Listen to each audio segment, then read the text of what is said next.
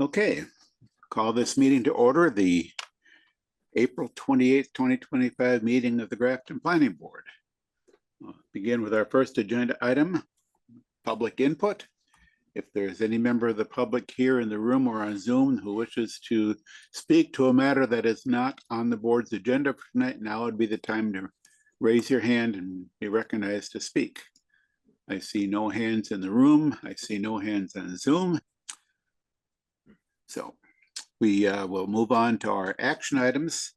The first of which is the draft decision on the project plan review from Tufts for the parking lot at Lower Valley Road. We have a draft decision that had been uploaded to the website. Does anybody have any comments on the draft decision? Anything you want to say on that topic, Fiona? No, I don't think so. Just relatively straightforward. The findings and associated materials were incorporated shortly after the last meeting. So just kind of a standard review, and if there's anything else that needs to be modified or any particular conditions or findings that didn't look right for whatever reason, let me know. But other than that, I don't have anything that stuck out or anything that I wanted to ask the board about in particular. I had no comments on it. Anybody else on the board? Perhaps a motion would be in order. I move that we approve the draft decision. Second. Moved and seconded. The draft decision to be approved with all the favorable findings and everything, all as drafted. Discussion on the motion. Hearing none. I don't have any board members attending remotely at the moment, so we can just call for a vote of those in the room. All those in favor? Aye. Opposed? Carried, motion carried unanimously. Our next action item is an application fee waiver request for the George Hill Road project. I propose that we take this up at the time we start the public hearing for that project, seeing as how two of the board members are not eligible to vote on the project because we are abutters. So without objection, we will defer this to the beginning of the public hearing. The next action item is a bond acceptance for the Abbey Woods subdivisions. So what do we have with that, Fiona? Start with that. Sure, absolutely. So the board may recall that not too long ago, the Abbey Woods project was before for an extension, which was granted. There is a covenant on the entirety of the 10-lot subdivision. This is a bond for phase 1. So this will take the place of the covenant for those few lots there. The covenant will remain on phase 2, and then in the future when they're ready to bond for the second phase, and that will come. But this is just a performance bond for the roadway and roadway infrastructure, and so that the developer can start releasing lots and developing lots in phase 1. So I'm happy to answer any other questions. Any questions? My one question was the dollar amount of the bond. How was that determined? Sure, good question. So that was based on a construction cost estimate provided by Graves Engineering for the phase 1 work only.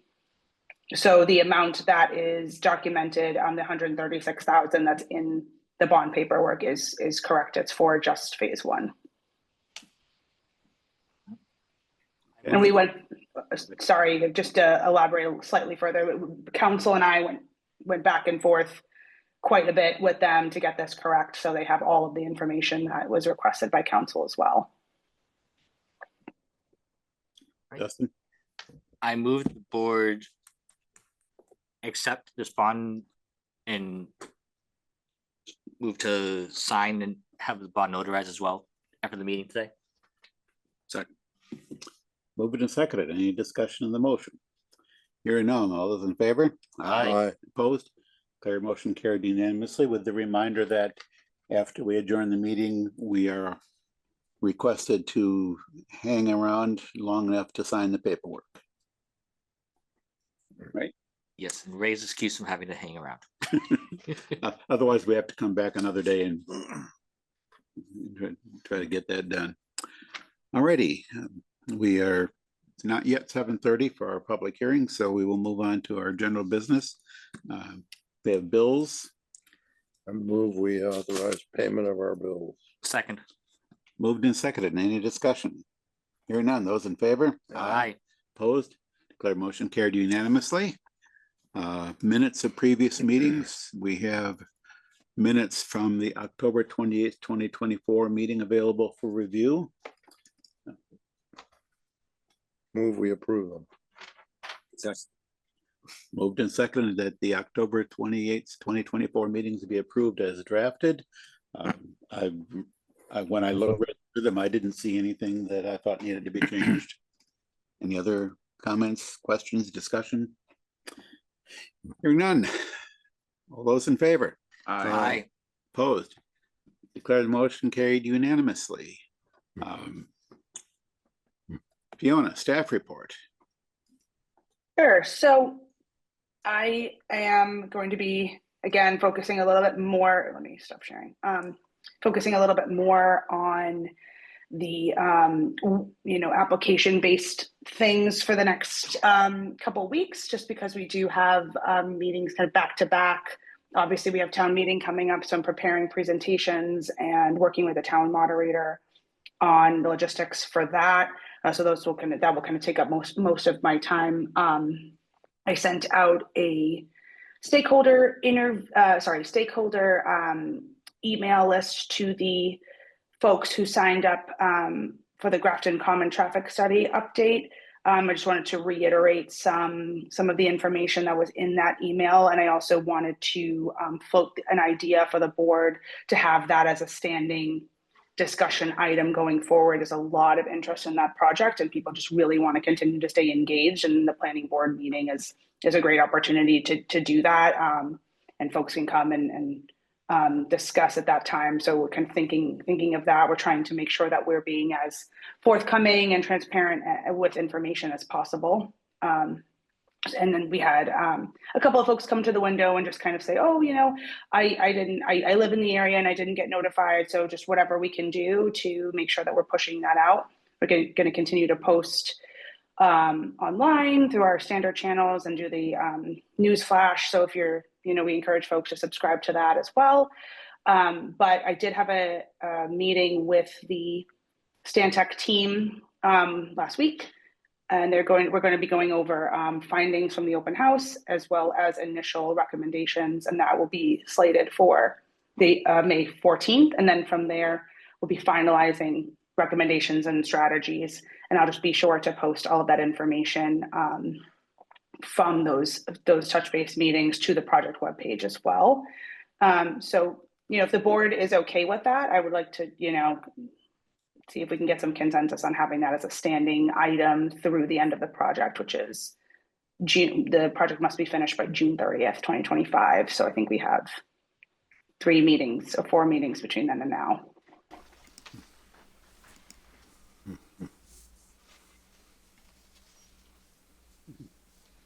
Any help?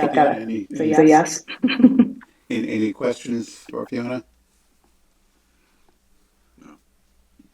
I also wanted to just say that the master plan working group is meeting on May 7th, not our typical first Monday of the month meeting. So, for the folks who are listening at home and are interested in that process, please, join. This is kind of one of the last few meetings that we're going to have. So we just really want to make sure that everybody's feedback is accounted for on the draft before we kind of start finalizing that. So if anyone is interested and wants more information or wants to get the Zoom link, it'll be posted in the Agenda Center, but I'll be sharing that as well.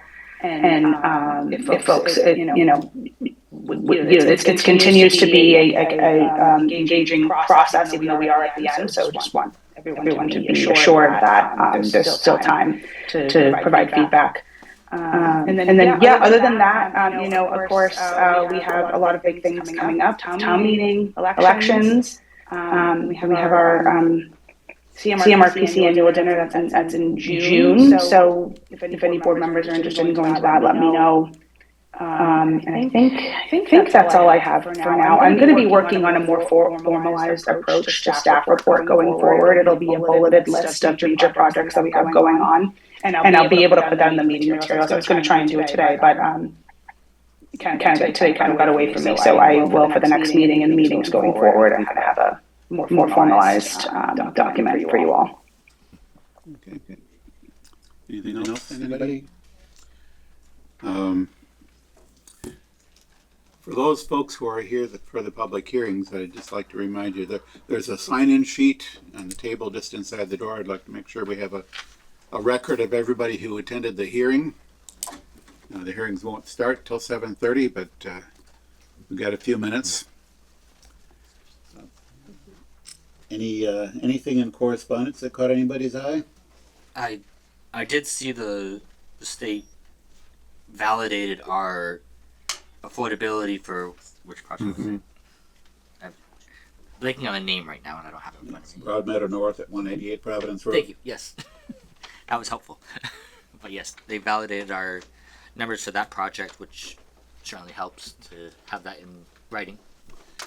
Yep, that makes that project eligible to be, the affordable units for that project are now eligible to be included in the subsidized housing inventory, provided that a building permit for the construction of the units has been or will be issued.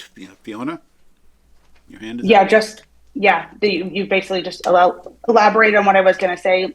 Because the amount of time that's passed between when that permit was issued and the building permits, we do have to, I don't think that they're officially eligible until the building permits for all of the 5 buildings are issued, but I submitted a request anyway, and I've resent the signed and recorded regulatory agreement. So, I think we'll still have to wait a bit to add those, but it's on my radar for sure. Yep, and as I understand it, that project is underway. And some level Yes. of construction. Yes, they've done a good amount of work already. The building permit for the first building has been pulled. The access drive is gone in. The stormwater infrastructure, the basins are in. We did a site visit not that long ago with conservation. Erosion controls are looking good.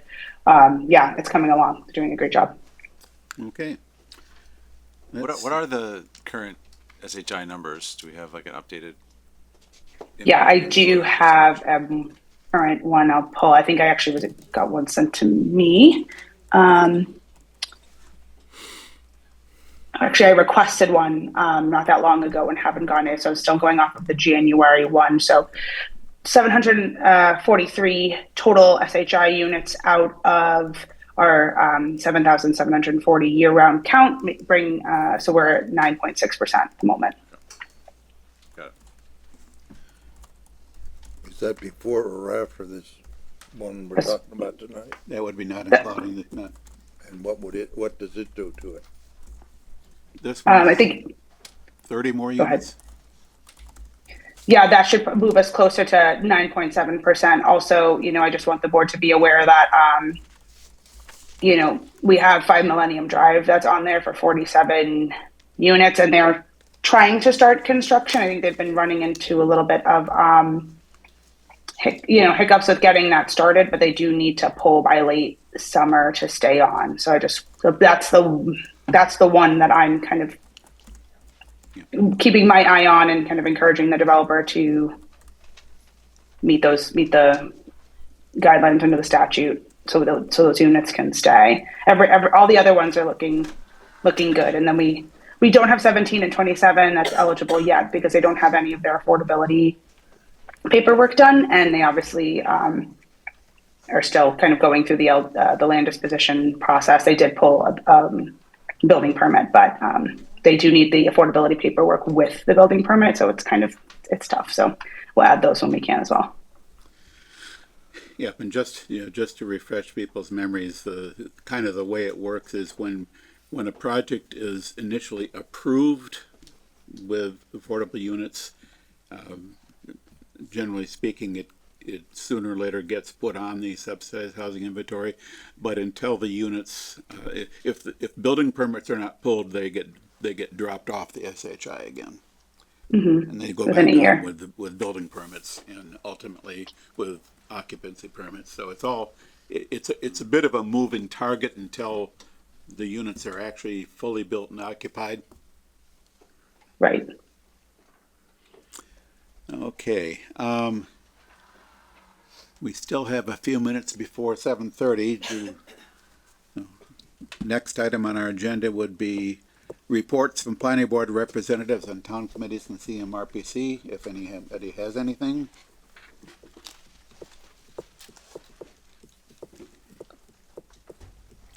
Oh, I'll be nominated to run again as vice chair of the commission, Ah, CMRPC. yep.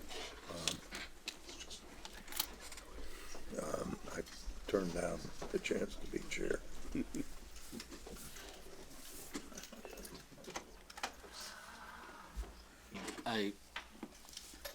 Fiona's hand is up.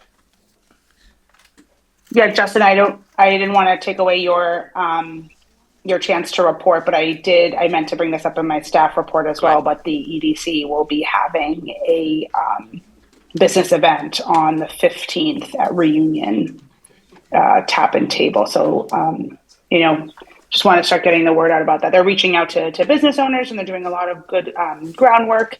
But I just want to I'm going to probably continue to report on that as it gets closer. I believe it starts at 7, right, Justin? It's 5:30 p.m. until 8 p.m.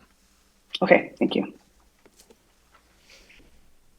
And there is a RSVP at the EDC webpage on our town website, though RSVP is not required to attend.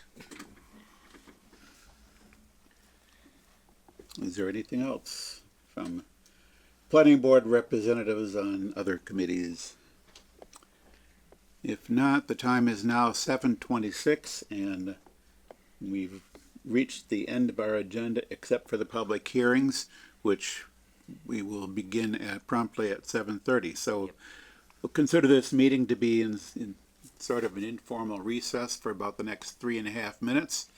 Again, a reminder for those who have just come in to make sure you sign in and sign-in sheet so that we have a record of who attended this hearing.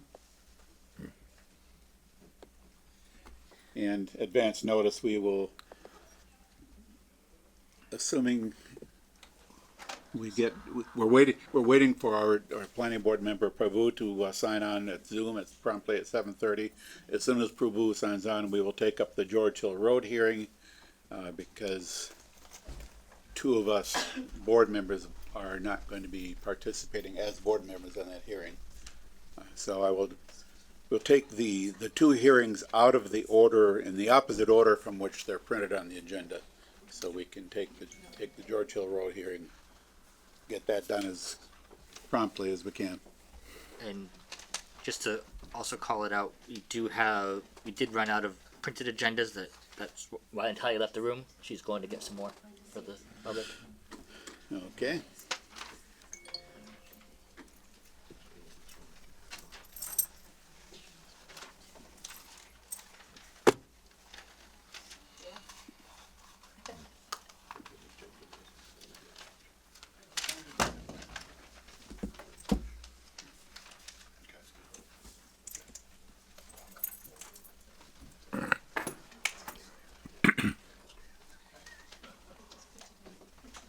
Fiona,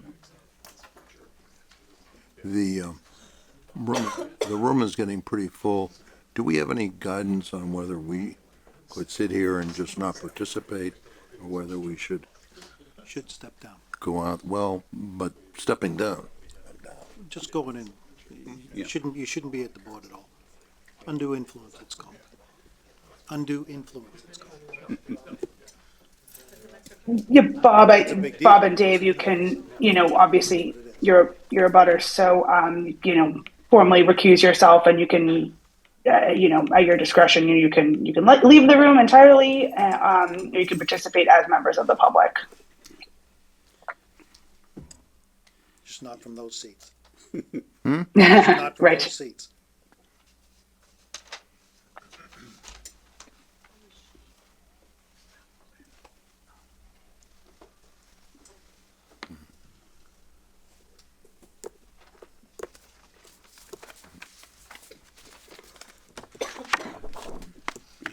see Prabhu is now signing on, so we will be able to pick it up momentarily. I'm here, Dave. Okay, welcome Prabhu, and thanks for joining us.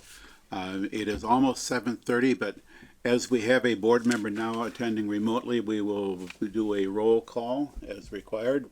Mr. Wood, Present. Mr. Hassinger, I'm here. Mr. Delamole, Present. and Mr. Venkatraman, Present. and Mr. Robbins is present. So all 5 board members are currently present and accounted for.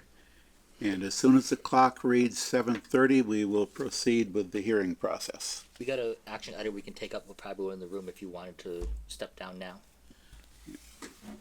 You need to designate officially. Yeah, might as well do that. It's, yeah. 4, 3, 2, 1. Okay, the time is now 7:30, and we are about to begin the public hearing for the scenic road permit for George Hill Road.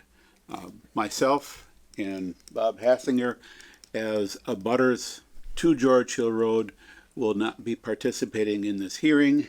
I have asked Justin to act as chair for the purpose of this hearing. So let me see. Yes, so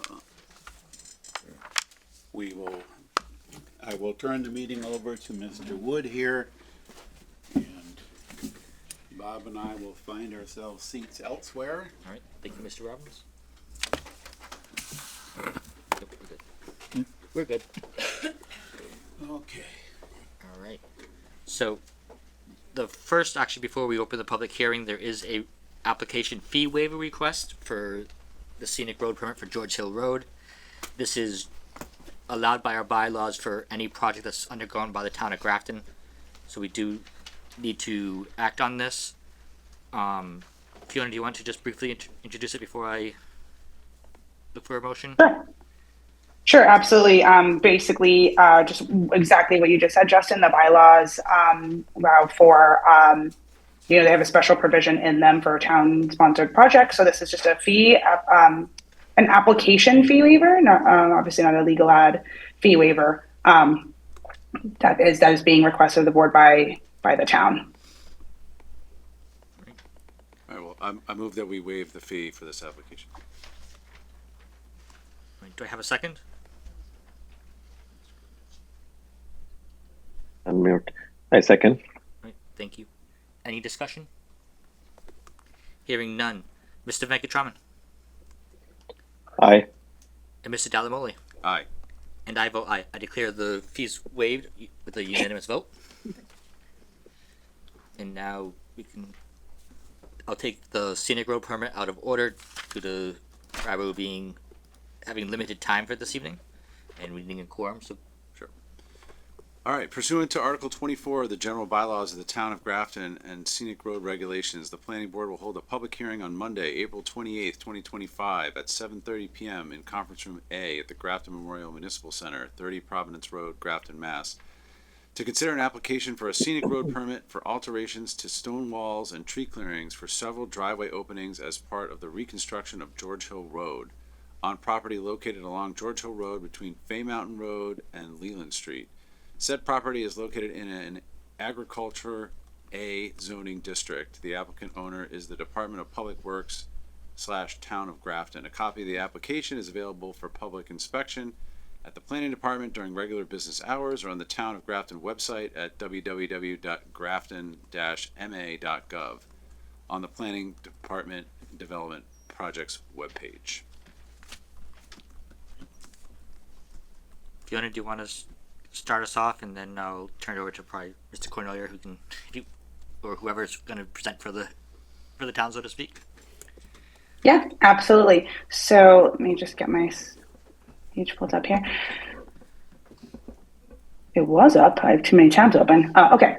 So as Greg noted, scenic road permit per Article 24 of the general bylaw for the almost 2-mile stretch of George Hill Road. The applicant is requesting to remove or reset 1,137 linear feet of stone wall along George Hill Road and remove 475 trees from that 2 mile stretch. The ultimate goal is to increase the width of the roadway layout to approximately 22 feet and install proper drainage and stormwater controls. Folks are probably aware of this project. It was approved at town meeting in 2023, and there was a community outreach process as part of that effort.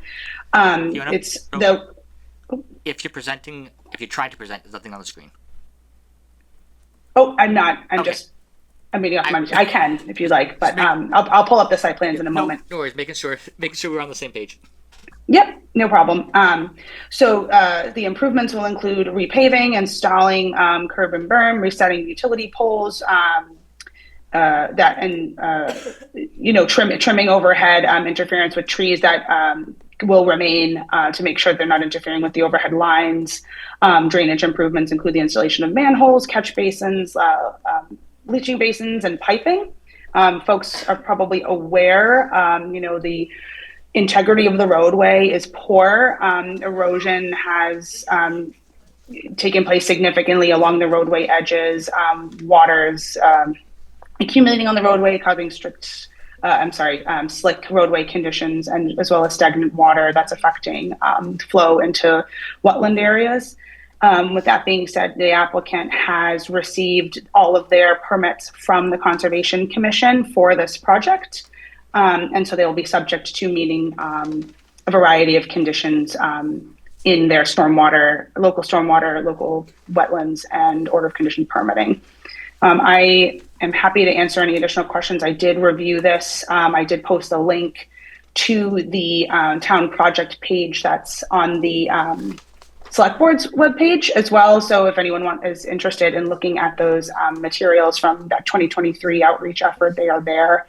And I think that's majority of what I have, really. And I'll turn it over to Paul to talk way more intelligently about this than I.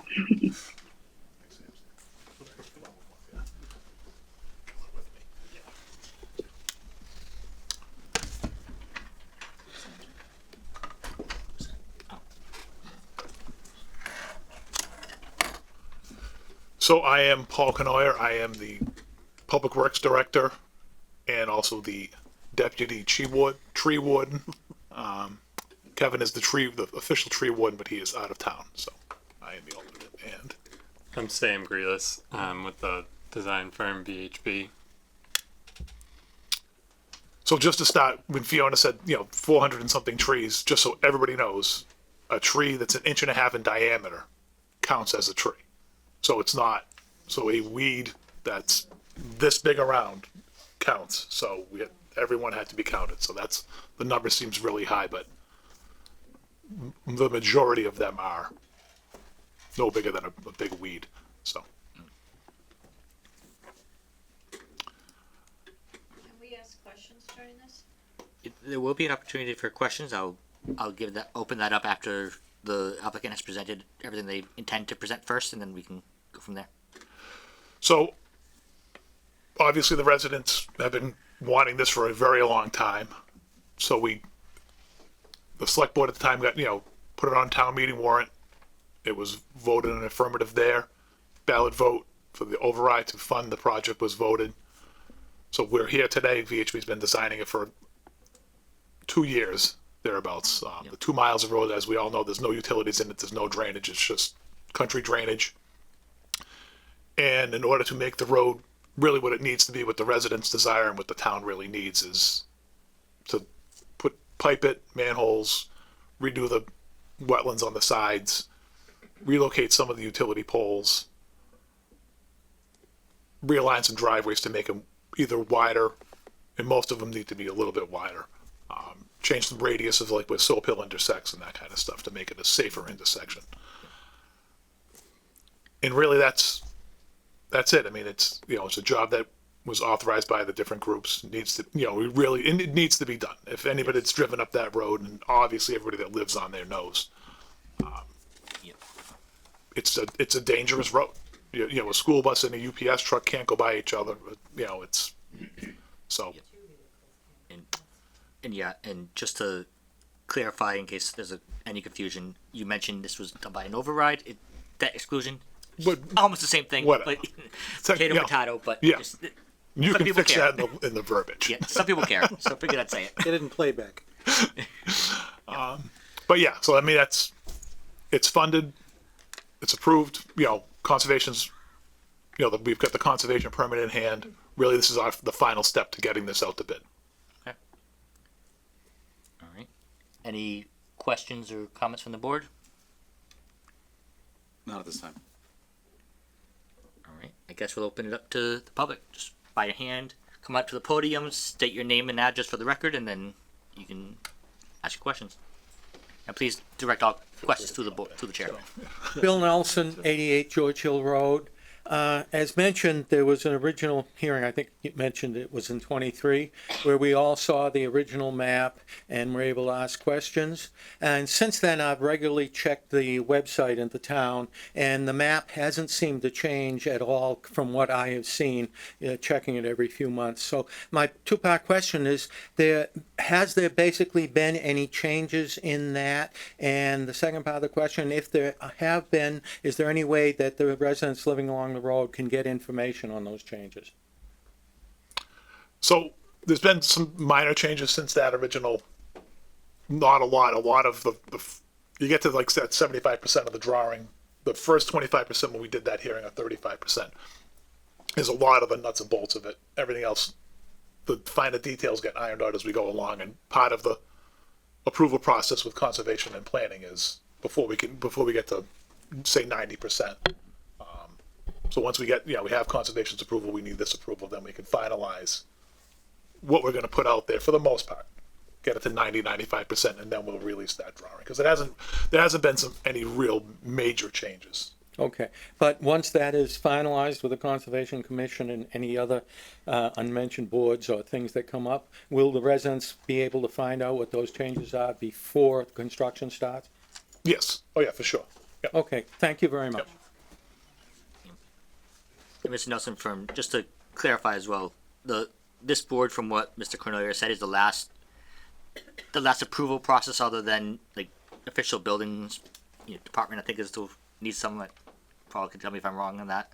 What's that? Does the building office need No. to do anything? No. No, you guys are it. Okay, I thought so, but I was just double checking. But yeah, and all the plans for this and all the documents that have been received, including any written correspondence from the public, will be uploaded to our project page on our website for the planning department and planning board as well. So.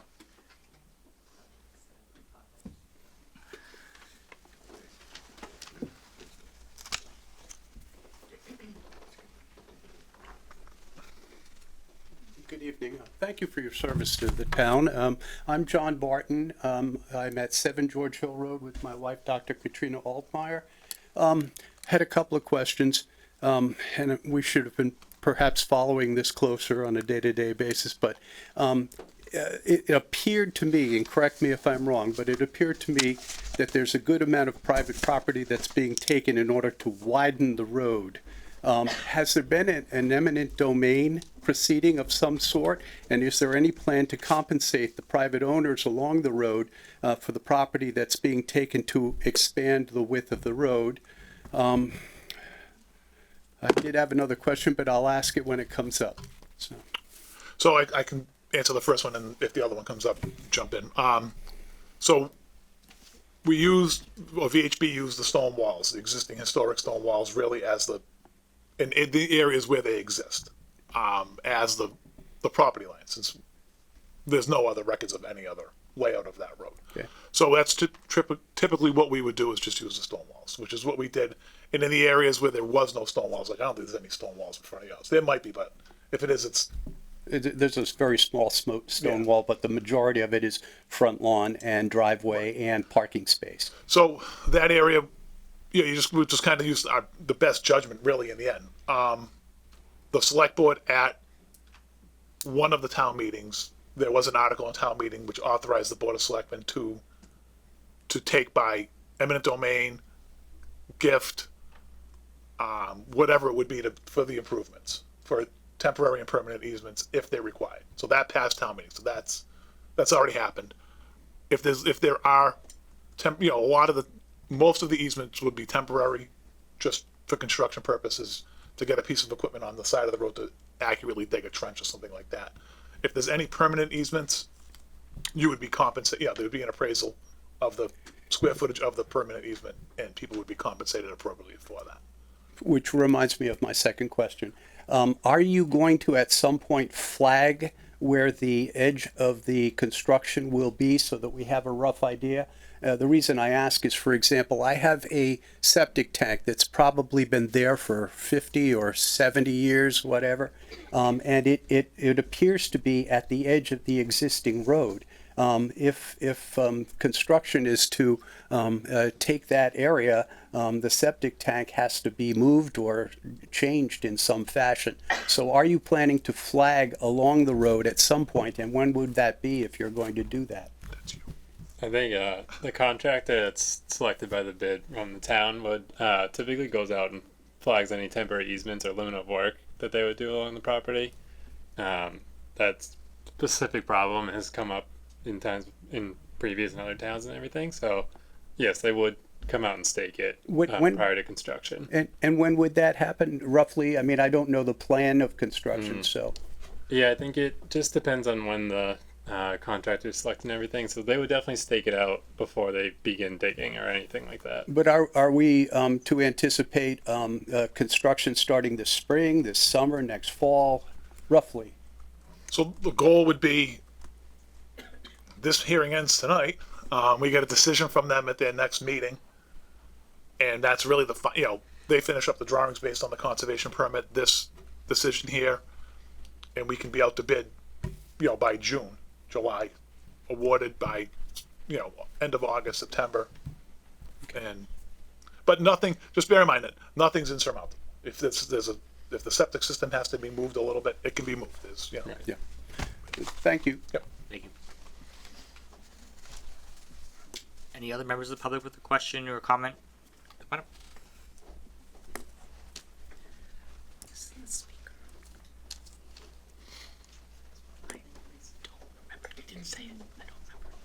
Yes, hello, Teresa Churchill, 123 Merriam Road.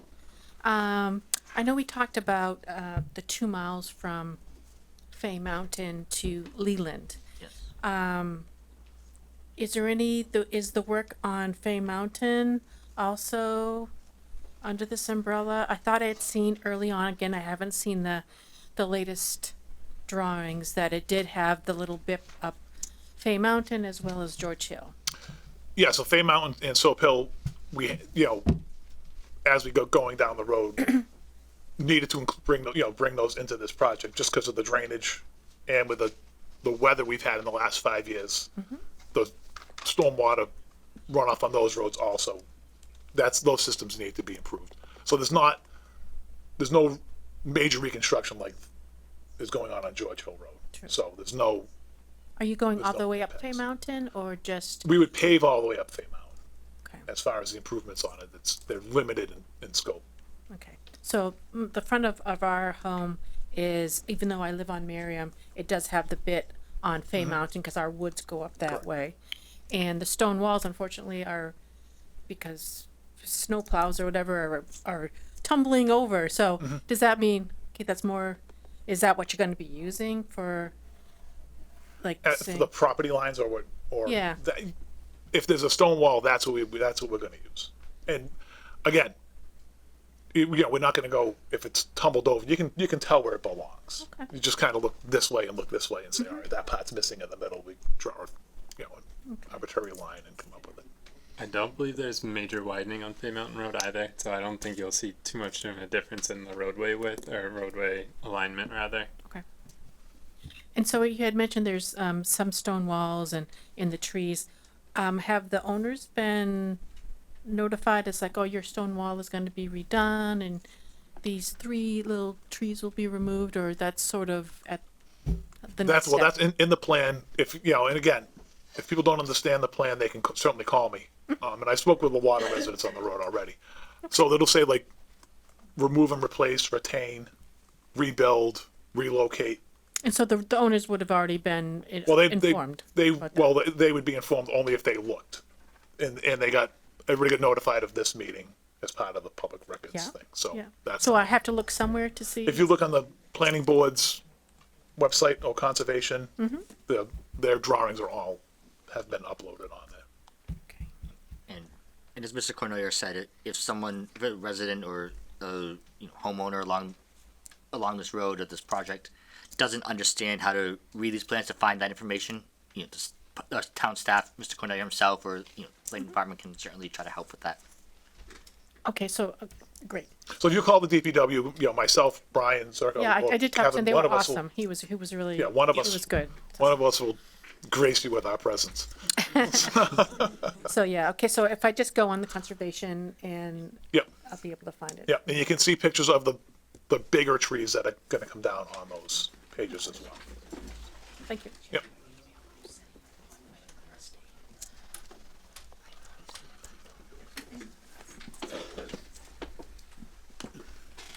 Hello, folks. I'm Bob Snyder, 130 George Hill Road. There are some real big trees up there on George Hill Road that abut stone walls and some of the drainage right now. My question is, how deep are you taking out those big trees if you have to? Are you gonna be grinding? You're gonna take the grindings out? You're gonna take that taproot out? Whatever's in the contract as far as, I don't know what their typical contract would Cause you show. know darn well you can't, Right, it depends on the size of the tree, you obviously. can't be building on a root. Right. Okay, Yeah. I guess that's my biggest question. Yeah. All right, Tree thank you. removal is common in roadway reconstruction, so any contractor should be capable of grinding down and paving a new road that won't be impacted by a tree Okay, that we used just to don't be. wanna be looking at problems 2 years, 3 years down the No, road right, with yeah. falling apart. No, that shouldn't be an issue. Thank you. Yeah.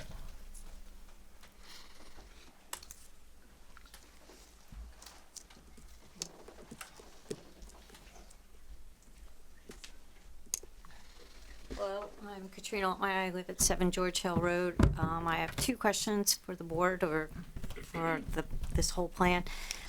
First off is George Hill is supposed to be a scenic road.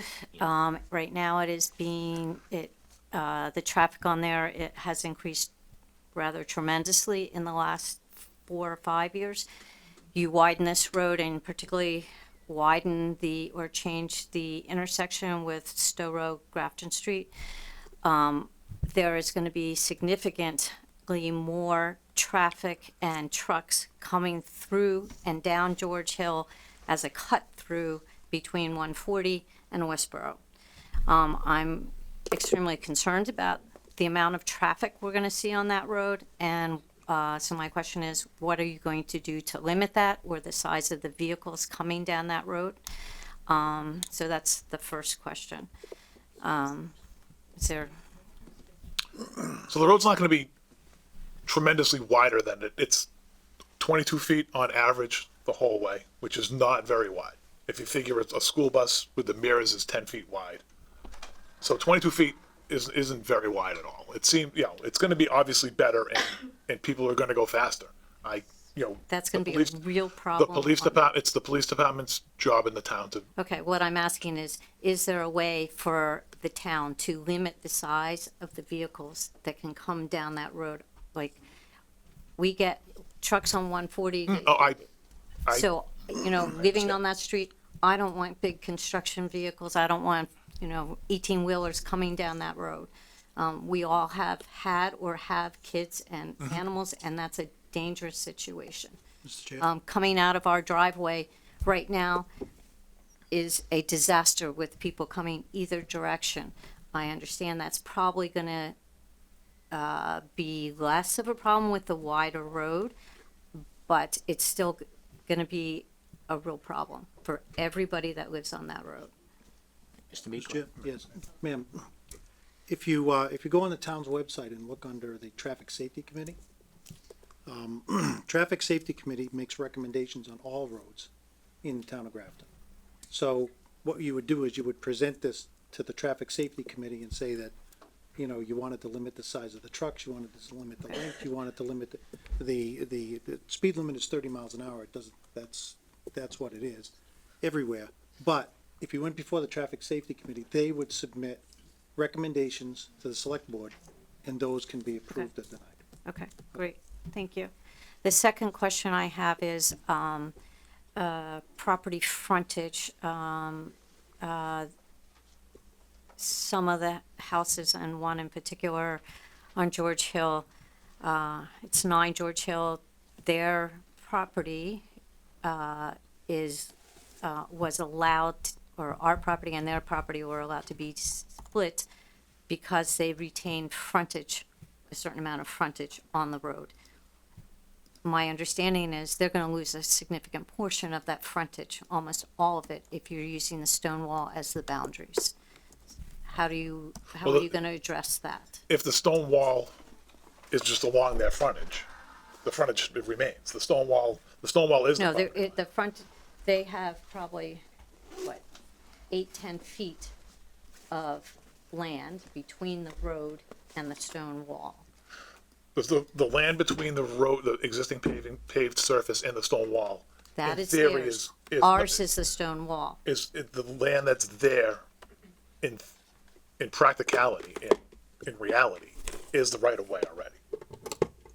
So how are you going to make that piece It's of property? existing non-conforming things stay as they are. If there's a house there, and if it's existing, that would just remain as it is. It's not. It doesn't meet the. Yeah, to expand on what Mr. Cornell is saying, if that entire, frontage goes away and then they have that tiny sliver that's next to your property, I'm looking at the GIS at the time, Yep. recognizing this.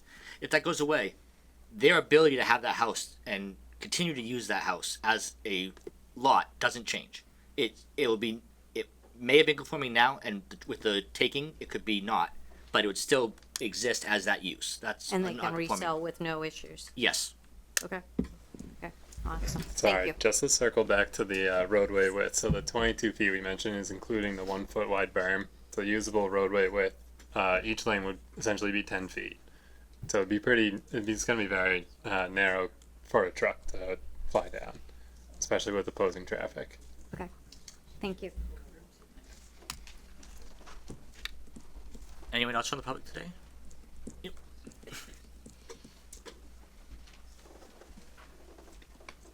Hi, Joe Jackman, 139 George Hill Road. I was wondering with drainage going in, are they gonna install detention basins anywhere to slow the flow coming out of these outfalls?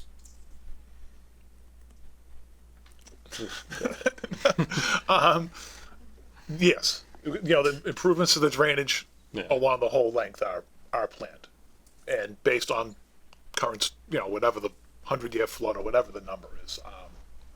I don't have those numbers right off the top of my Yeah. head, but there's drainage improvements along the whole way. So the existing drainage will be improved along the way, and whatever the conservation approved for mechanisms of slowing the runoff.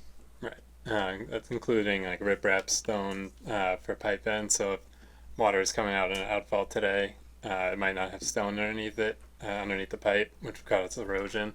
So part of this project would be including rebuilding culverts and fixing out those outfalls. So anything that's maybe eroding today, this project would help alleviate some of that, even with the increased drainage coming. So if you're that is gonna the put case. detention basins, where are they going? Anything there's not a lot of like retention basins there, like constructed wetlands. It would just be where the water's going now. So Okay. where nature's already moved that water and been moving that water for 150 years is where it's going to continue to go, because that's where it wants to go. Okay, And through Bob Schneider's yard, for example. yeah. Yeah.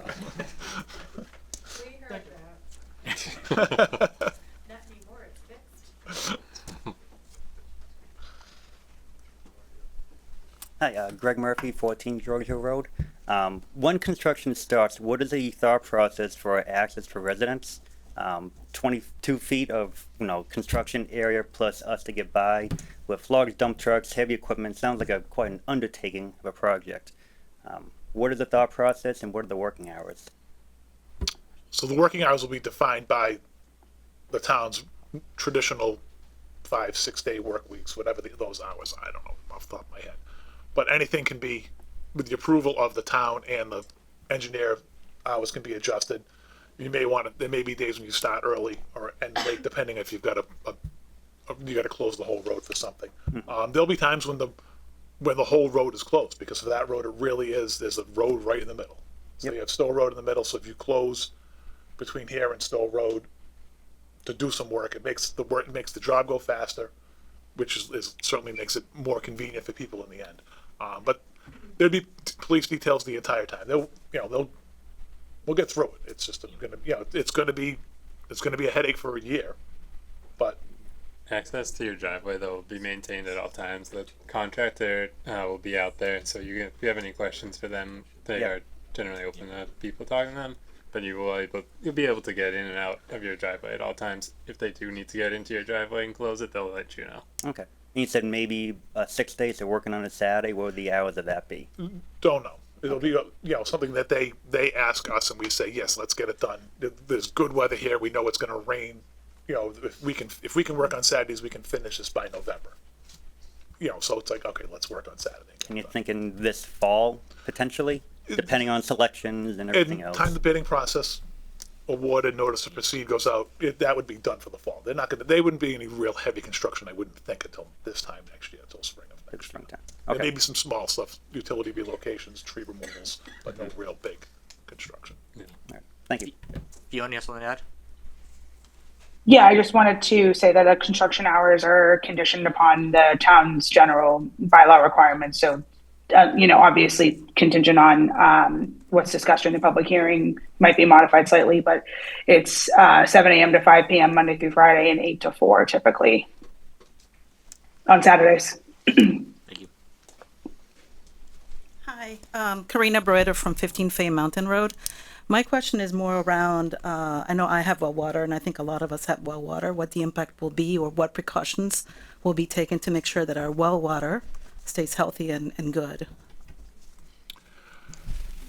So if I'll go first. Silt fences are being installed, so any sedimentation running off from construction will be caught.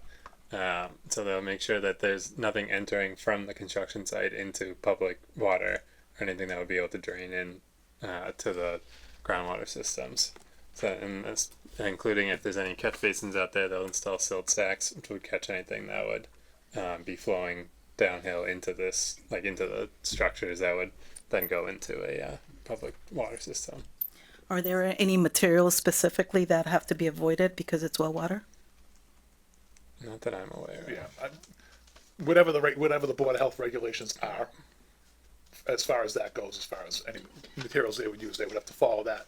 Again, so is the iron pipe stick out of your ground a foot? Yep. So just keep in mind that well water, how deep's your well? Probably a couple hundred feet. So the water that's coming out of your well is But all not the the water that's on the construction, surface. yeah. Surface water is different than well water. So it's 200 feet in the ground, that's picking up water that's 200 feet. That's leached through the ground over the last 50 years.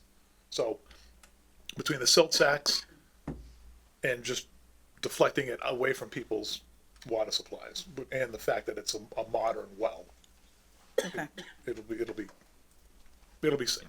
okay. Thanks.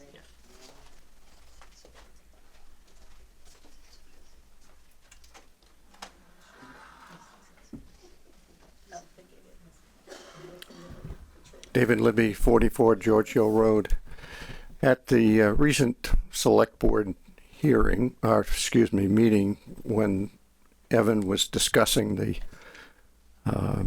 George Hill Road project, there was some conversation about blasting to get through ledge as needed to get down deep enough to install this roadbed and drainage. And I guess following up on the previous question about wells, there are a number of wells that are pretty close to the road.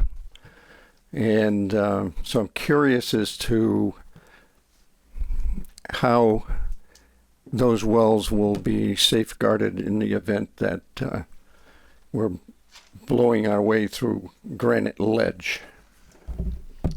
So the preferred, for this project, because of that, in the proximity of all the wells, septic systems, some of the houses are fairly close. You're gonna hammer out as much rock as you can without blasting. Blasting is the last resort.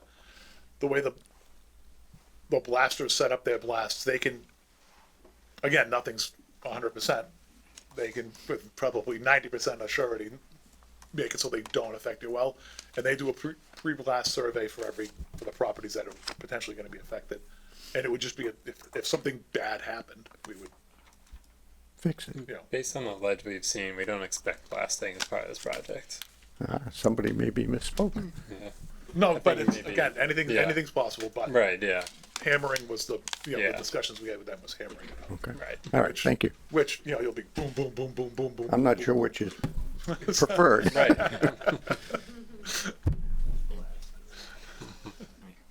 We do have one raised hand on Zoom, which I'm going to recognize right now. It's Lisa on Zoom. I'll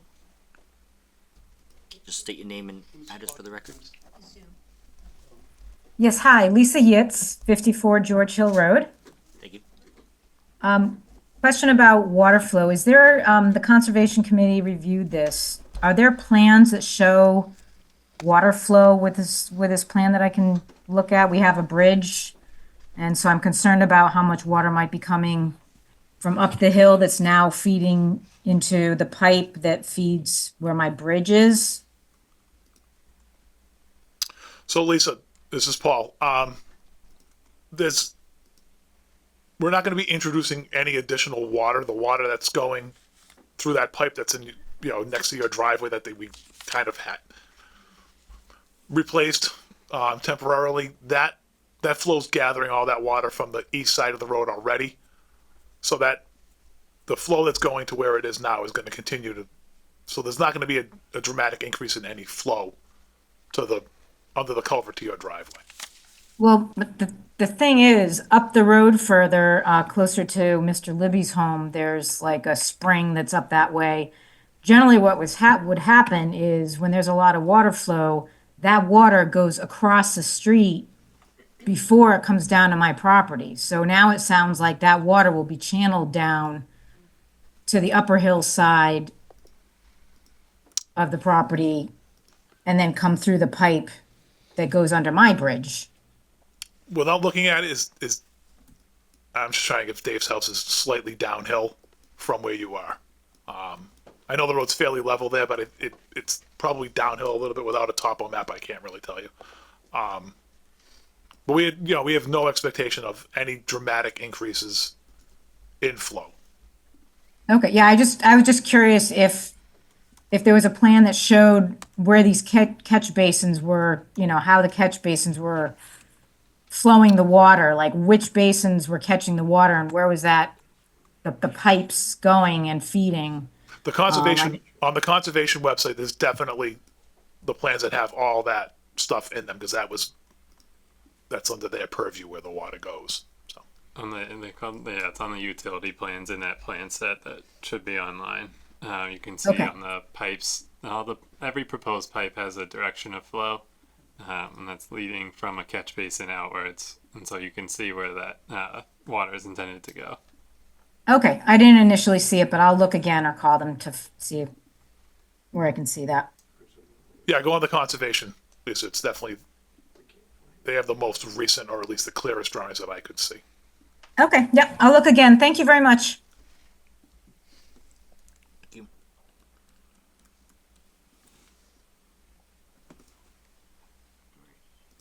Anyone else in the room?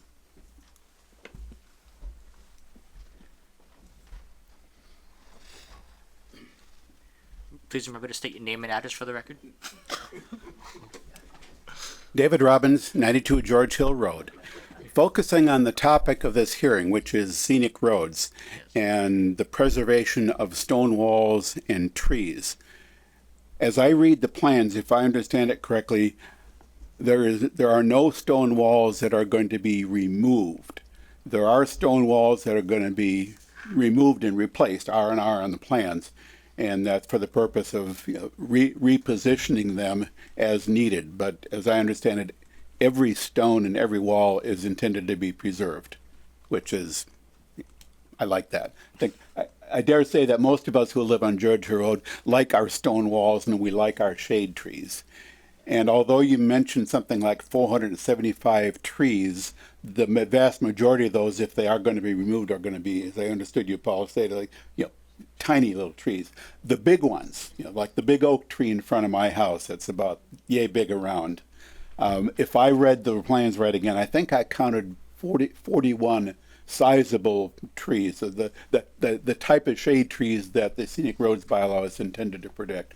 That over 2 miles, something like 3 dozen or so roughly trees are slated to be removed. The oak tree in front of my house, sad to say, is on its last legs already, so yeah, I already missed a lot of the shade that tree used to provide. But again, I want to make sure that I want you to confirm that to the greatest extent possible, you are not proposing to remove any trees, particularly to keep to an absolute minimum the number of the types of trees that are the focus of the scenic roads bylaw.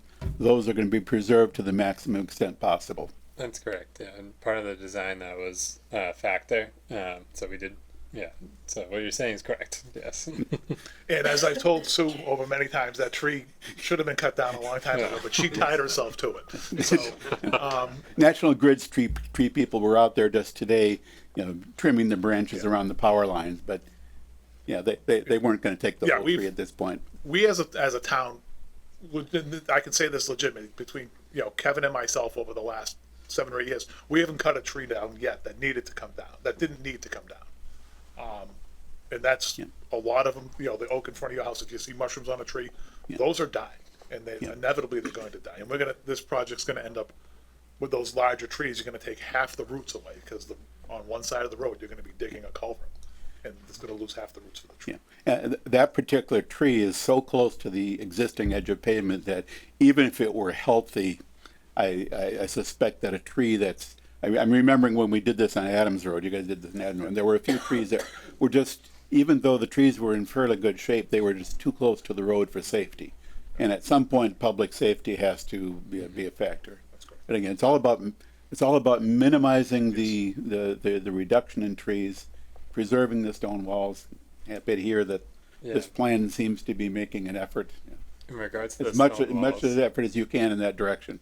The stone walls are just being either moved up in elevation or down in elevation. So they, like you said, they are being kept in place. However, just the elevation of them will change. Yep, like to see that. My 2 cents as a resident of George Hill Road.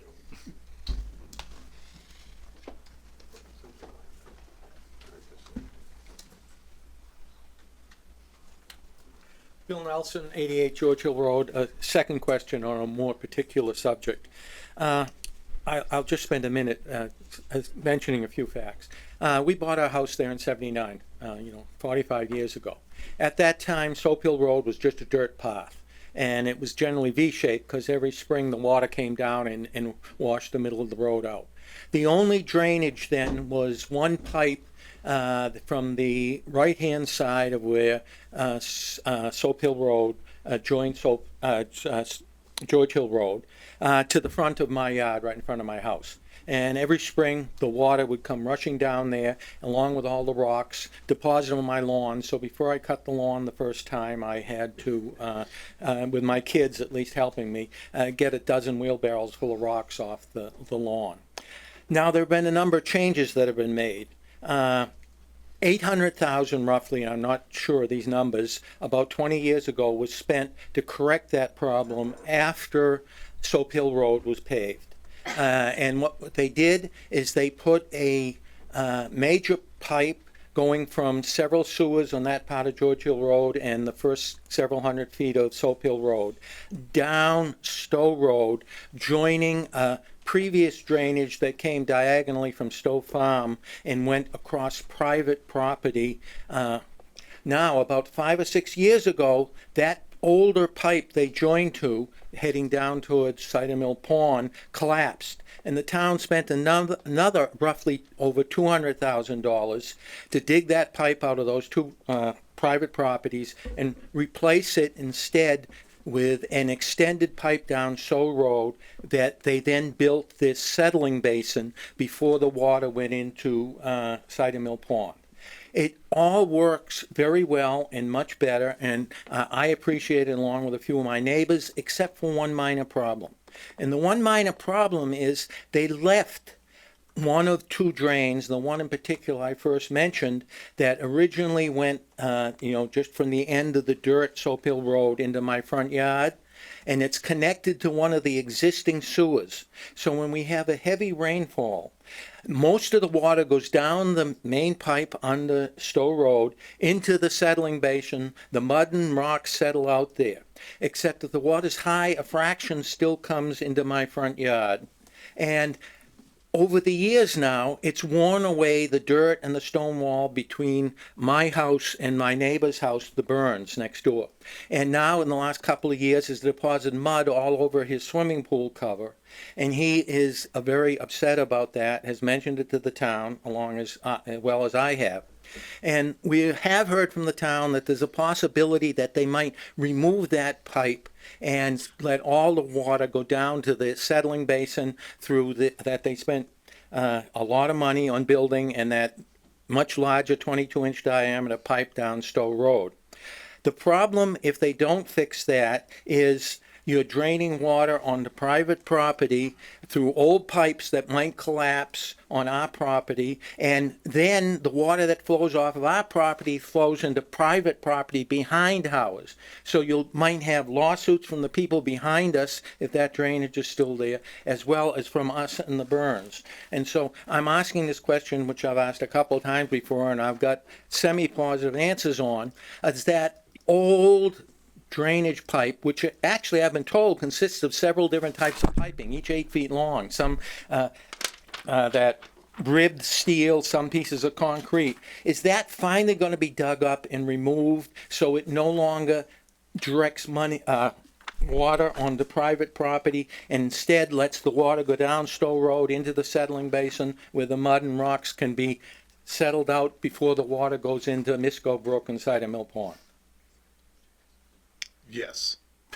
I love short answers. So I mean, when we were up there doing the investigation of this, there's several manholes in George Hill Road that we opened up. One of them says sewer, which is wastewater, so it's not, I agree. So nobody really knows what that is. Talked to the previous highway department superintendents. Nobody has any idea. I think we were out there when we were doing that. And so I explained where. Yeah, everything's gonna be ripped out. Okay. And hopefully by ripping it all, see a pipe directed into the new stuff. That's our goal. I'm going to be perfectly happy with a yes, and I'm sure Greg Burns will be even more happy when it comes time for him to remove his swimming pool cover. Thank you. Yeah, you're welcome. Thank you.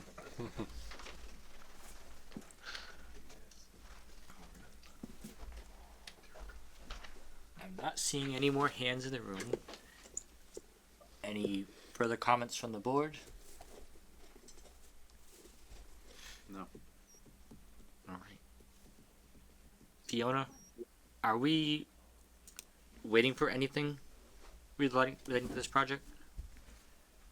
We are not waiting on any other information. We received everything from the applicant, and we don't have these types of applications like peer reviewed. So no, we're not waiting. Okay. So it seems like we've come to the end of everything the board needs to know to do a decision and to be able to vote on this at our next meeting. I'd entertain a motion to close. I move that we close the public hearing. Second. All right. A motion and a second to close the public hearing. Any discussion? Hearing none. Mr. Veckatraman? Aye. Mr. Dalamole? Aye. And I vote aye. I declare the public hearing closed. And do you want a formal vote for the draft decision, Fiona? No, we don't technically need one. Okay. I'll take a motion to have staff draft the decision. I move that we have staff draft the decision. Second. Right. A motion and a second. Any discussion? Hearing none. Mr. Veckatraman? Aye. Mr. Dalamole? Aye. And I vote aye. I declare the motion carried unanimously. All right. We're done for tonight. Thank you everyone that came. I'll put us in recess for just a minute or two while people gather their discussions and themselves out of the room if they don't want to stay further business, and let Mr. Robbins and Mr. Hassner come on back. Have a good night, guys. See you, Paul. Thank you, Prabhu. Thank you. Bye.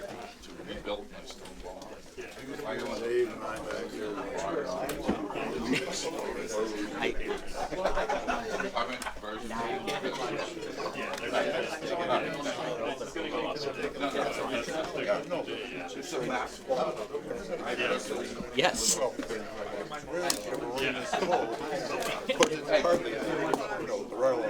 Hi, Ray. Hi, it's good to see you.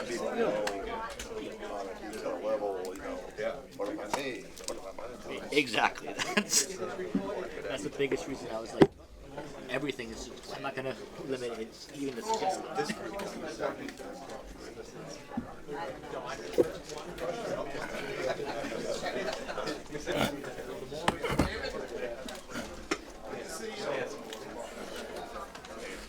We didn't do anything to adversely or to impact the hearing, except that when you got to the end, Dave and I were going, close the hearing. Nobody else is talking. Close the hearing. So as soon as the crowd moves out into the hallway, we can take up our final article of business here. Let's just take it up the hall. Oh, I guess we're gonna have to hear. Could you guys move out into the hallway? Take it outside. Take it outside. Take it outside. Outside, please. We've got other business. Alrighty, so we have one more public hearing to take care of. Pursuant to sections 1.5.7 and 1.3.3 of the Town of Grafton zoning bylaws, the planning board will hold a public hearing on Monday, April 28th, 2025, commencing at 7:30 in the conference room A at the Grafton Memorial Municipal Center, 30 Providence Road, Grafton, Mass, to consider the application for special permit and site plan approval for a common driveway to serve an existing single-family home and proposed single-family home on properties located at 85 and 87 Fitzpatrick Road, shown as Grafton Assessor's Map 88 Lot 401 and Grafton Assessor's Map 88 Lot 3. Said property is located in a low-density residential R40 zoning district. The applicant owner is Catherine Ebling and Georgie Richard P. Life Estate.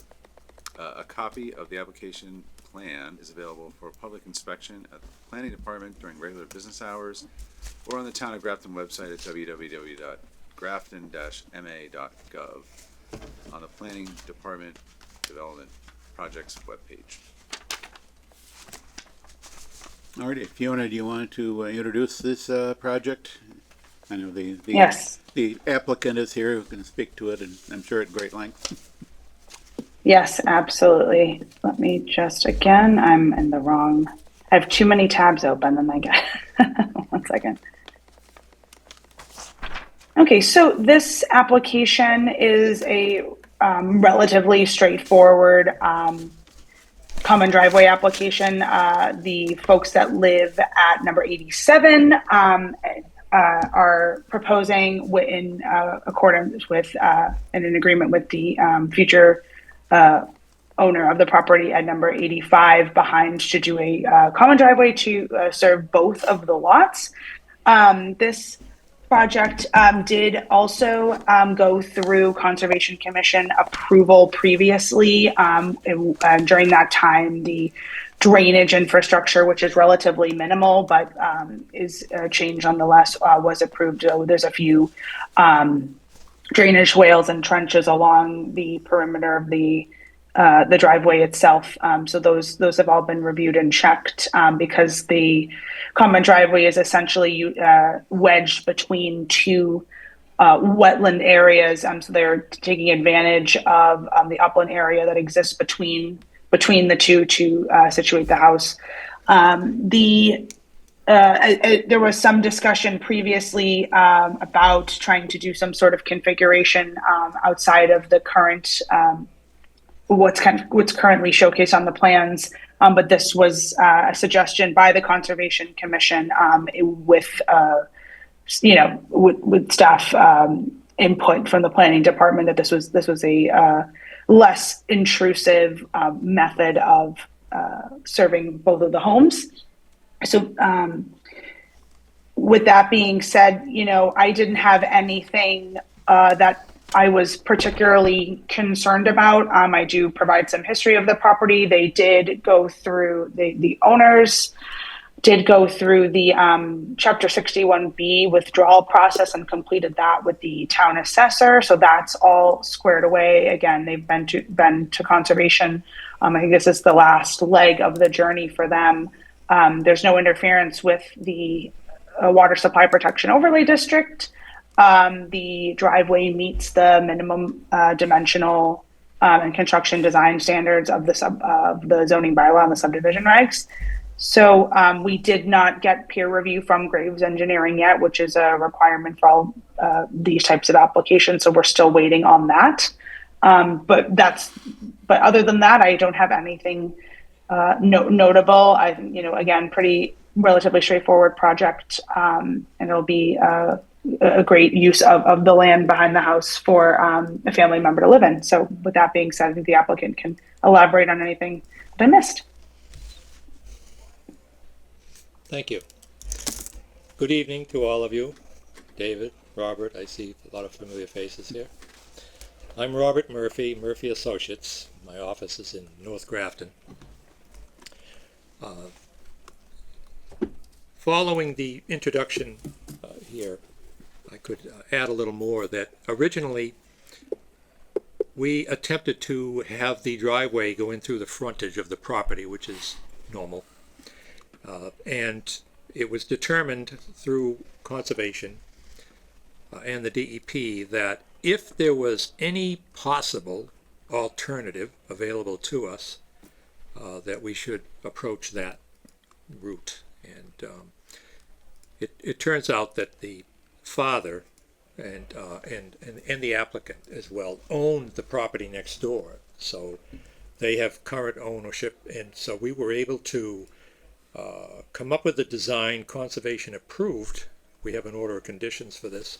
Essentially, it shows that we gain access to a 17-acre parcel of land that is going to be developed with one single-family house. And as mentioned, we went through the chapter, I think it was 61B.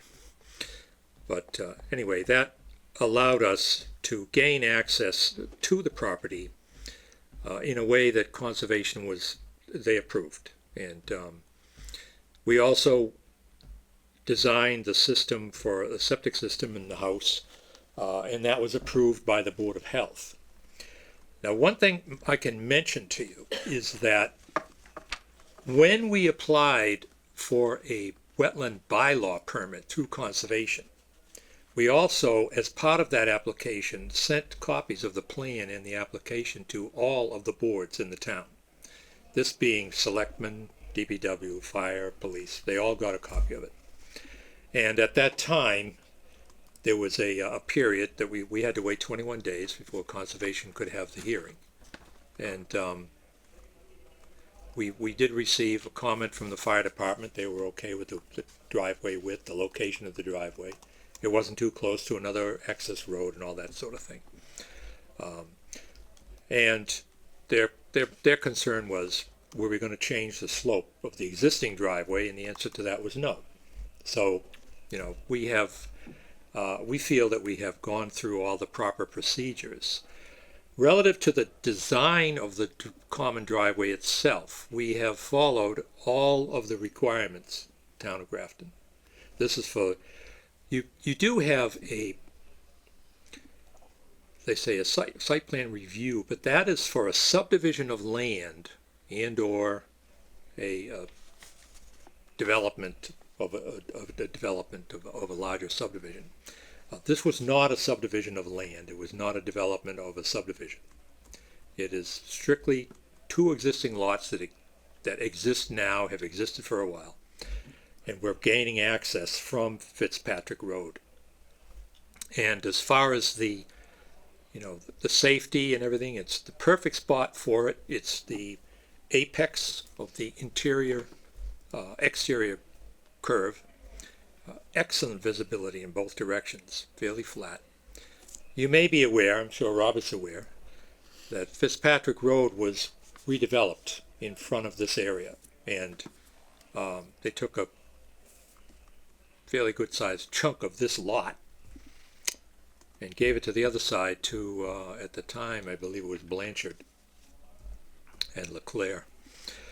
Anyway, the road has excellent visibility. We have excellent access to it. What I'm asking for you to do essentially is to take a look at the project as it currently stands, and to be aware that prior to this project leaving our office, we review it.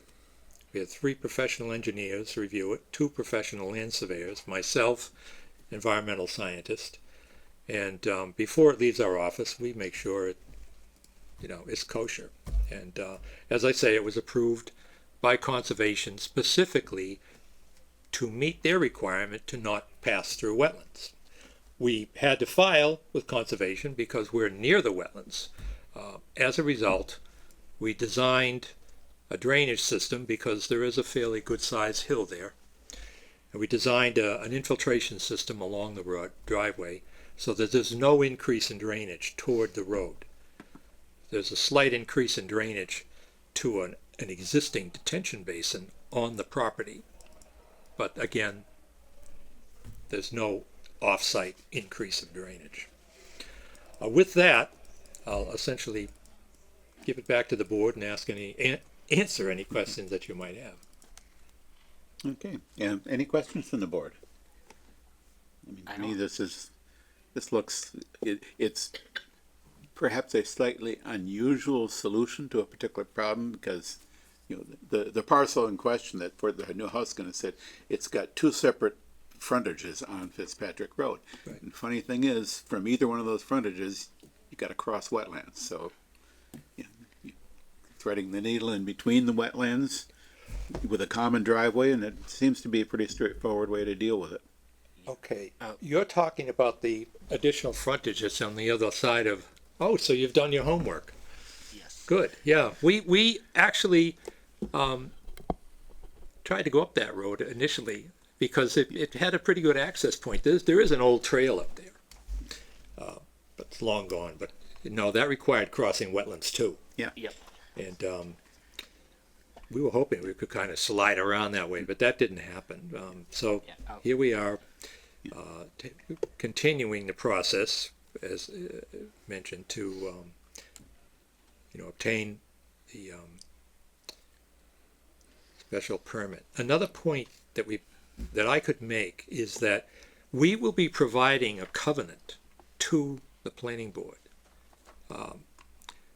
essentially stating that this will be a private driveway. And the reason I make this point is that, again, back to if you have a subdivision or a subdivision of land, you have to provide a covenant. We're providing a covenant anyway, even though it is not a subdivision, and it's, but the idea is that it actually provides sort of a safety valve for either of these lots. If, say, later, 20 years from now, 30 years from now, they decide to sell one of the lots, the covenant protects the rights of both parties, so that, right now it's in the same family. It's pretty obvious they're going to plow it. There's not going to be any arguments. But, things happen as they may. But the idea is that I wanted to make this board aware that we, for the safety of the owners later on, there will be a covenant that will be recorded as part of this, approval, and it can be a condition of approval as well. Yeah, generally speaking, with a common driveway that serves 2 or more different properties, you need a mechanism such as a covenant to ensure that everybody's rights are protected, everybody's access is protected. Yeah, it's that would not be uncommon for a situation like this. Now, we have Tom Wickstrom, the real estate attorney, who handled the tax situation for the family. In fact, he handles all their real estate. He will be drawing up the covenant. I've already spoken with him about it. It's pretty straightforward. But I don't believe they have the, you don't have the covenant yet, correct? Right. So the idea is that it could be a condition of approval that no work be done until you receive that covenant. The reason being that we cannot really properly provide you with the covenant until we have an approved plan. So, avoiding the catch-22, I just would like to, let this board know that we pretty much, we plan on, following all the necessary regulations of the town. This is a benefit to, the conservation was quite pleased to find out we were going to develop one house on the 17-acre piece.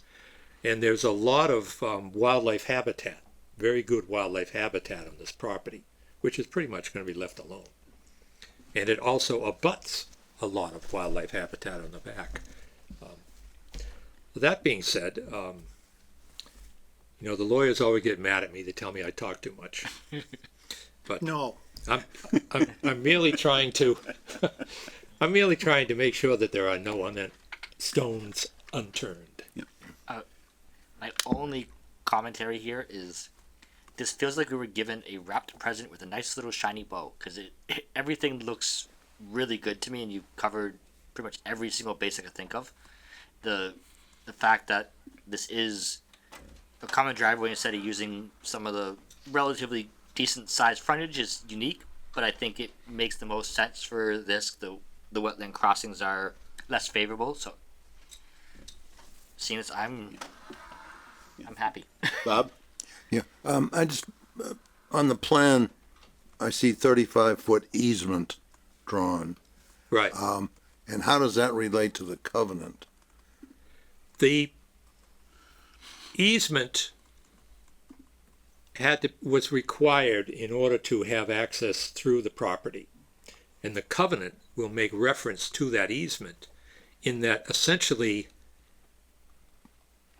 any work that might be done in the future, if they, let's say they added, sewer to the road or something, an additional utilities, and they wanted access to it, that would be done within the easement through the covenant. Mm-hmm. Okay. That's good enough. Anything else from the board? Greg, Bob, Justin, Ray? Nope. Move we close the hearing. Second. Moved and seconded that we close the, discussion on the motion. There's a motion to close the hearing. We are awaiting a peer review. We're waiting for a check for the peer review and the peer review. Oh, Okay, so I withdraw my withdraw the motion. motion. Yes, we will. Okay. Yeah, we will need to, that, as far as. Could I jump in for a moment? Yeah? We do not feel, myself and the engineers that I work with, we do not feel that a peer review for this driveway, it's an existing driveway. It's currently 15 feet wide. We're going to make it 18 feet wide. We're going to widen the driveway by 3 feet. We're not going to change the access. We're not going to change the slope. We're essentially not really changing the drainage. The length of the common driveway is to gain access to the house in the front. So the driveway itself is only 90 feet long. And it's pretty much, what we're going to do is you come in with a machine, we grind up the existing driveway and we use it as a base. And we build a new driveway. Same grade, same slope, same pavement. It's, you recycle the existing pavement so it doesn't have to be, put anywhere in a landfill. And we repave it with a surface coating. But as I say, it's pretty straightforward. The, And to have, peer review that I was looking at the cost, it was like $1,200 or something. the drainage design was reviewed for conservation, Right. correct? Yes, and the DEP. And, yeah. So Fiona, can you speak to the peer review? Yeah, my understanding from talking with the conservation agent was that the impact, the environmental peer review was done by Ecotech, but there was no engineering peer review as part of this process. So the purpose of the engineering peer review would be mainly, this would be a relative, as peer reviews go, relatively straightforward, but still to have our engineer basically review the design, the slope, just to confirm that everything is in line. We typically like our peer reviewer to confirm this. And this is relatively straightforward, I think, as peer reviews go. But Fiona, you're saying that there's still some elements of this that even though the peer review is likely to sign off on saying it looks okay, it's still something that we generally like to see. Okay. Yeah, typically, yes, we do, and without any engineering peer review at all. Like if for example, if it was done at some point prior to this, normally I wouldn't worry, but nothing's been done, and we do typically do it, and we've done it for all common driveway applications. I see with, one solid line and one dashed line, I see what's an outline of, I suspect is the current driveway. Then I see a dimmer line below that says edge of driveway that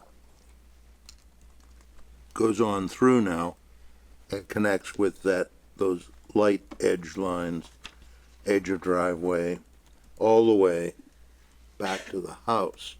And that's the common drive. Well, I suppose it's the common drive, at least to the property, to where you go from the front lot to the back lot. I don't have any opinion about what we need for peer review on that, or exactly how it plays out.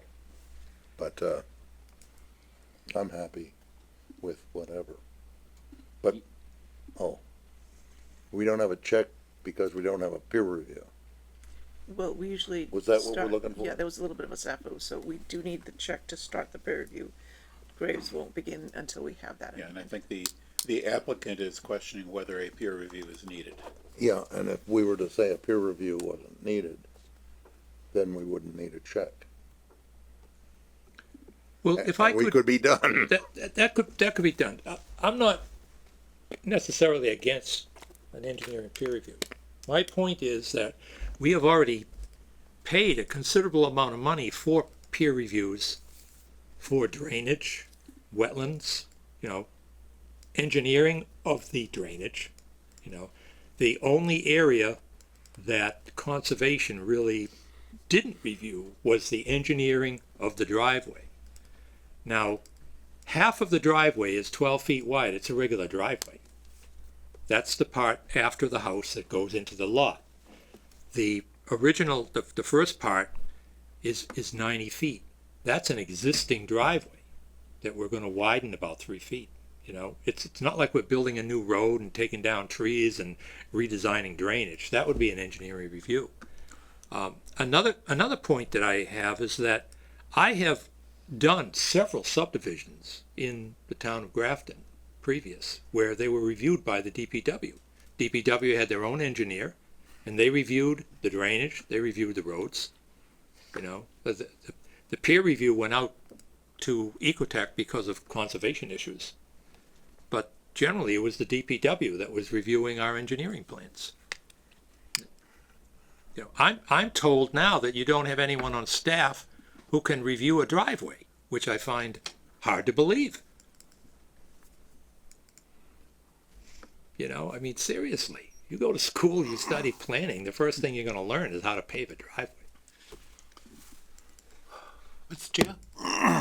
Mr. Mead. I think the board has two options. One, you can waive the peer review based on the plans and your confidence in that design, which is, to be honest with you, and fairly blunt, not rocket science. Or you could require the peer review because that's what you do on every special permit, and that's so that's your choice. Yep. One or the other. It's a simple design. In my opinion, it's a simple design. But the board has a rule that you require peer reviews. I'm giving you the choice. I'm throwing a choice out there. Yeah, right. Oh, what peer is going to review what, is my question. Is our regular engineer going to review it, and is he the one that did the other reviews for Concom? If I understood correctly, Graves, who normally does reviews all of the projects that we have peer reviewed, Graves did not review for conservation. Is that correct, Fiona? No, they did not. Yes, that's correct. Yes, that's correct, they did not.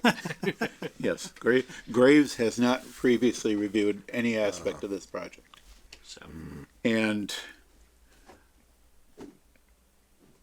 the drainage for this project was reviewed and approved by conservation. So that's kind of, there's no need to re-review that as far as I can tell. And what would be up for potential review would be basically the design of the driveway itself in terms of the width, the slopes, and reviewing it for compliance with our regulations. Graves looks at drainage. Graves normally does look at drainage. so, Yeah, which is the overlap here. so through you, Mr. Chair. Mr. Wood? Fiona, to your knowledge, how much of what we would have peer reviewed of this would naturally be covered by the building department when permits uphold? The building department would probably be able to do a lot of that review. Yeah. And for what it's worth, we have plenty of people on staff that are very capable of reading and understanding plans. We don't need to outsource it, but it is a typical process of the board and has always been that process. So I just wanted that to be clear. Staff did look at this. I don't have any major issues, but I also don't want to go against the standard, process that the board has, or at least give the board the option. So just want to be clear. Plenty of people, planning department and DPW staff know how to read plans, and we've got that covered. Does it say somewhere that you have to have a peer review, or is that, I know it says somewhere, you gotta pay for the peer review if we have one.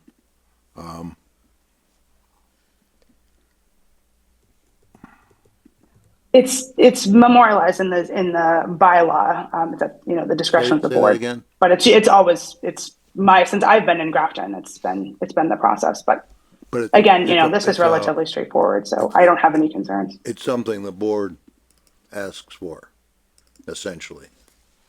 Mm-hmm. Yep. But you can obviously, at your discretion, you can make a decision. 4.12.1.5, the design shall assure adequate safety for emergency vehicles, etc., etc., etc., subject to confirmation via the peer review process. See comments above, our public safety. So it does say subject to confirmation via the peer review process.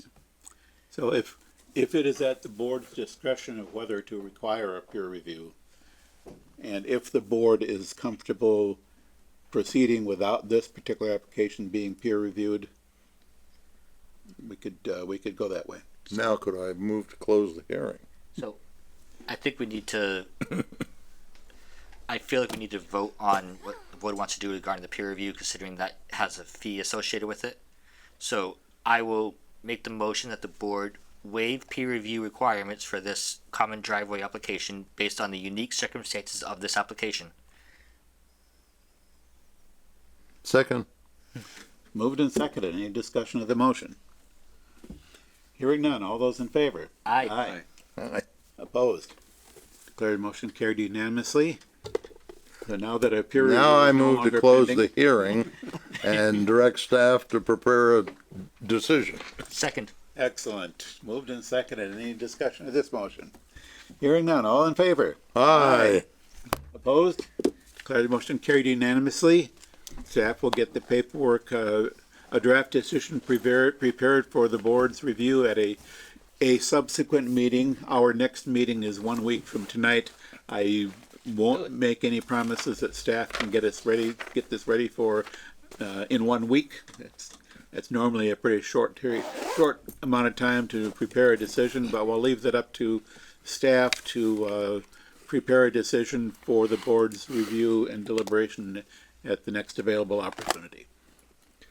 Thank you. I would like to make a couple of comments. Number one, I'm very appreciative of your staff and the work that they did to help me through this. I in no way meant any negative remarks toward your staff. It's just that I was told when they said they needed a peer review, the reason being that they had no one on staff who could, that was, I'll let my clients, that they're the ones that told me, but basically they said that they didn't have anyone on staff who was capable of doing that peer review. Graves Engineering does most of our peer reviewing, give or take the odd cell tower. I work with peer. Graves all the time. I'm believe me, I knew Don when he started his business. I've known Graves my entire professional career. But again, I would like to, I have no issue with if you want to put a condition that we provide you with a covenant prior to construction.